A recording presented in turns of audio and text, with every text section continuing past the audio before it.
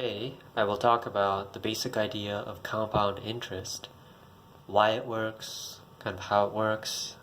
This will just be a really quick video. So let's say we start with $100, $100, right? And then let's say we, get a return, right? We invested in something. Could be stocks, could be a business, could be anything, but we invested in something, right? And then so let's say we get a return of like I don't know, 5%, right? 5% every year, right? So multiply this by 1.05, right? And then of course, right after the first year, we're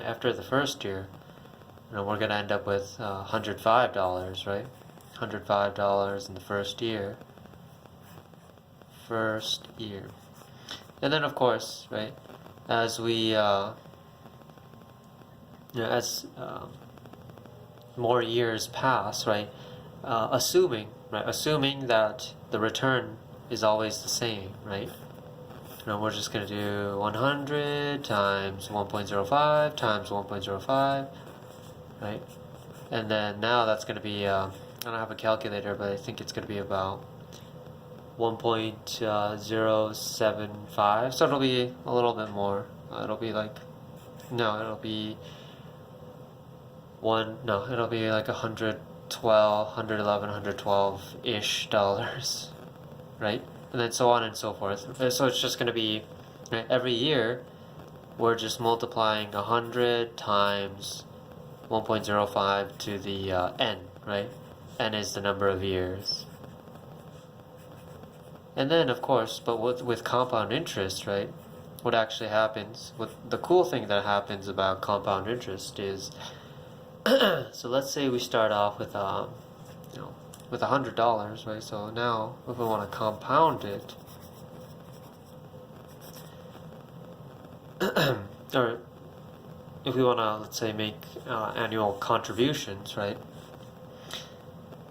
With annual contributions, right? So maybe you put in $100 every year, right? So in the first year, right, you put in $100, right? Let's say it's the same, right? 5% return, so that's 105.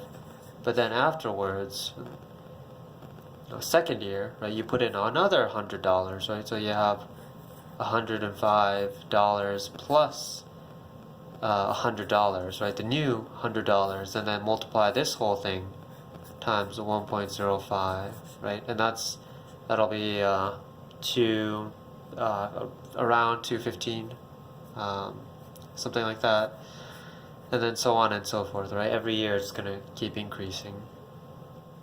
All right, but the cool thing with making contributions, right? You're compounding your compound interest, right? So basically, right, what's happening is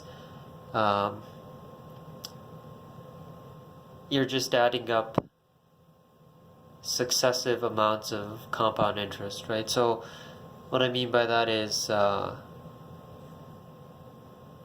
on the first year, right, it's going to be 100 times 1.05, right? The second year, it's going to be, just to make it more clear, right, it's 100 times 1.05 plus 100 times 1.05, right? And then third year, right, on the third year, it's going to be 100 times 1.05 plus 100 times 1.05 plus 100 times 1.05. But all you're doing, since all of these are, you're just adding the terms together, right? You can just simplify this, right? The very first sum that you put in, right? So like, let's say if I make like a chart, right? If I make like a chart, on a new page, actually, it'll be a little bit easier to see that way. But if we, if we separate each contribution that we make annually, right? So this is the first contribution that we make, right? on the first year, we're going to multiply it by 1.05, right? On the second year, we make another contribution, right? $100, right? And then we multiply this by 1.05, and then we multiply this by 1.05, right? And then the third year, right, we make another contribution, right, $100. So we're going to multiply it by 1.05, 1.05, 1.05, right, and so on, right? So we can see the pattern, right? When we're actually making annual contributions, right, not only are we compounding interest on on each term that we each contribution that we put in, but we also compound everything beforehand, right? We compound everything beforehand. So the formula is going to be, right, it's just the initial value, right? So 100 times 1.05 to the n, right? N is number of years, and then plus 100 times 1.05 to the n minus 1, right? Plus 100 times 1.05 to the n minus 2, right?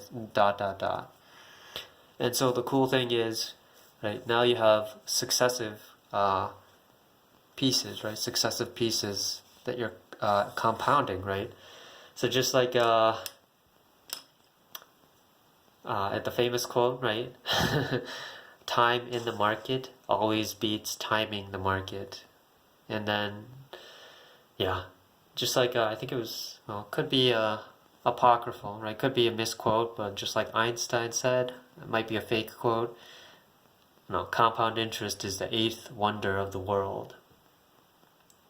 It's very crazy, it's crazy. Just like a lotus leaf, right? Spreading over a pond, right? It doesn't look like it's spreading, but then, all of a sudden, right? On the very last day, right? On the very last day, it just takes over, right? Exponential. That's why exponential growth is so amazing, right?